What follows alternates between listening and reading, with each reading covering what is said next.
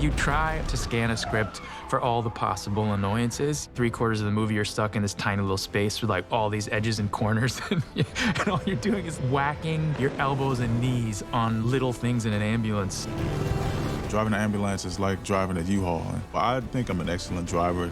No one in my life tells me that, but just point the truck where you want it to go. It's just, you know. We were very lucky. Michael Bay shot a lot of the most crucial scenes practical. So we were on the streets of LA, driving around like crazy people. This movie is a throwback to all the old famous car chase movies. The notion of what I was going for was like, if you're gonna do a big chase through Los Angeles, what if we go from the most exciting thing to the most exciting thing? Because one of the neat things about working with Michael is that he's gonna make it exciting, yet not like a page that was written a year ago. You gotta make it feel like it's like happening right now. Sorry for the F-bomb. Bay always has the fastest, coolest cars in every movie. And of course, a movie called Ambulance, he's gonna have the fastest, coolest ambulance. Ready?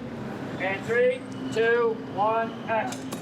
With the ambulances, Falk came on board and helped promo 2 hero ambulances, bitchin' brand new, beautiful pieces, right fresh off their fleet.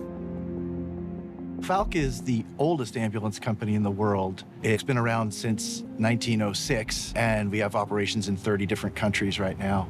We talked about it internally, and we said, do we want to be a part of this film? A big part of it was the idea that one of our ambulances was basically going to play a starring role in the production. 45 minutes of movie pretty much takes place in the ambulance, and so we knew we needed multiples. And that turned into 12 ambulances. It's gonna be by the doorway right there. Production kept saying Michael has a passion for things being absolutely as real as they can be. So there's nothing fake on the ambulance itself. That's all real stuff. That was a really important thing for us to make everything as true to reality. They all had to match exactly, interior and exterior. And you have to be spot on, because if it's not spot on match, it takes you out of the film. Oh, okay, perfect. All right. I always pictured the ambulance a different size, but it is an insanely small space. And I didn't really know how Michael was gonna plan on shooting this film.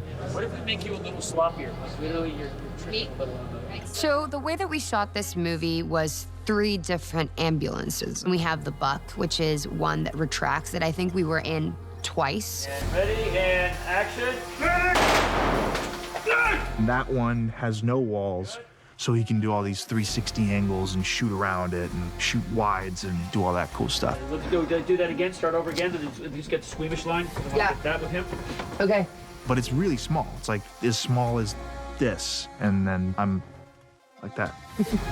There's the other one that is inside on the stage that's moving. And the hydraulics sort of makes this movement, and the ambulance in real life is sort of like this. So sometimes it was really hard because you have to pretend like you're in that screeching ambulance outside in downtown LA.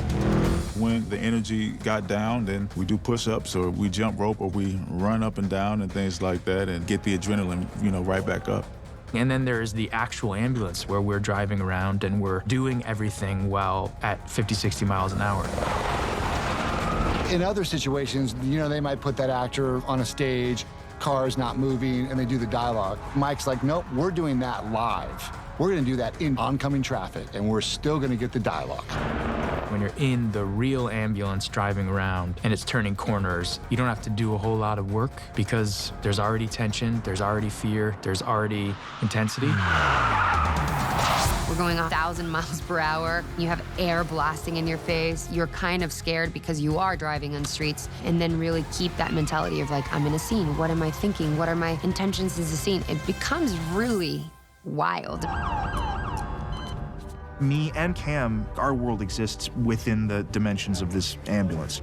We were in a real ambulance, so we had 1 foot on each side so we could fit. It was, bruised the whole movie because it's just such a physical movie. Yeah, I'm sort of the stunt mat, and stuff happens on my limp body. So it's definitely like something I'm gonna remember as like, wow, I was really under there. I saw all that happen above me. And 3, 2, 1, and go. That was a good one. One more time. You're free falling in the back of an ambulance for 3 months in a row, every single day. And it was crazy, but we had so much fun. you see the movie, most of it's stuntmen driving the cars, but there are scenes that the actors are driving because there's certain angles that you don't want a stuntman driving.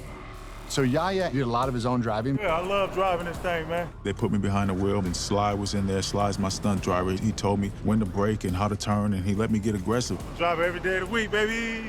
Every day of the week, baby. Driving with Yahya, you know, I'm a little older, and I take my safety seriously. Ready? And let's go. Falk gave us the ambulances under one condition. They had to come back exactly how we got them. You know, there were some like broken taillights and the ambulance lights torn off on the roof when he was like, no, I'm cool, I got this. You know, you got to do that to get a real reaction out of them. So, yeah, I would speed up and take my sharp corners, and, you know, sometimes you just got to wake them up. I have to take twice as much motion sickness medication when Yahya is driving, and I'll leave it at that. I felt very safe with Sly. No dig to Yahya. But, you know, everybody has a comment on Yahya's driving, except they weren't driving. So, you know, you wonder how well they would have done. I think Yahya held his own quite well. He did a great job. I mean, Yahya killed it. I was having a ball out there. When I got to the set, one of the first things that I actually saw was our ambulances being driven in a way that probably would get somebody fired if they were driven that way in real life. I don't know how they actually made them drive that way. They may look like just an ambulance, but actually they're souped up. I think they have 580 horsepower. We did do some suspension, we did do some power, right? So normally you have patients in the back on a life and death, so you want to try and be as smooth as you can. But for the film, we got to have a little rocking and rolling and get that added action.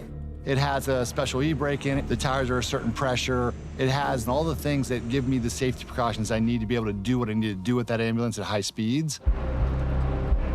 Today we're gonna do things in a little bit more proper fashion. everyone was incredibly safe and everyone really prepared, and they're very responsible. Shit happens really fast, so let's make sure we all know what's going on. The accuracy and respect of all of the stunt crew has been incredible.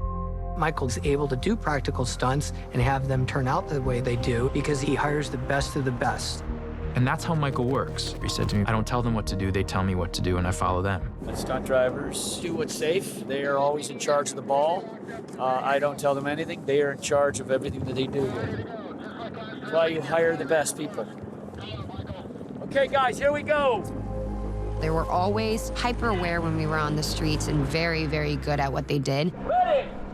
And action, action! This scene involved the ambulance causing a distraction, so he wanted this big explosion. So we got an ambulance, we rigged it, we had to cut the whole thing apart, put all our mortars inside, and then we filled those with gas, gunpowder, lifting explosions, glass breakers, all kinds of different things that all have to work at once. All right, here we go. In 3, 2, 1, action!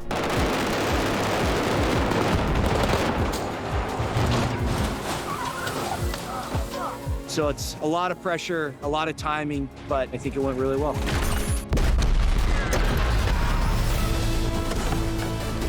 Going 80 miles an hour with cameras all around you is crazy. It's so cool. I'm very lucky to be a part of it.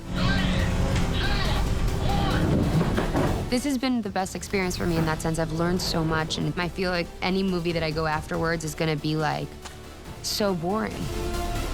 I got a whole lot of everything that I needed out of this experience. There's the excitement, all of the different thrills that you get working on a Bay film. It really was the reason why I wanted to do this film, was how much fun could I have doing it? And Michael always asked me at the end of the day, was that fun? Did you have fun? And I'm always like, I did. I had fun, and I am so grateful for it.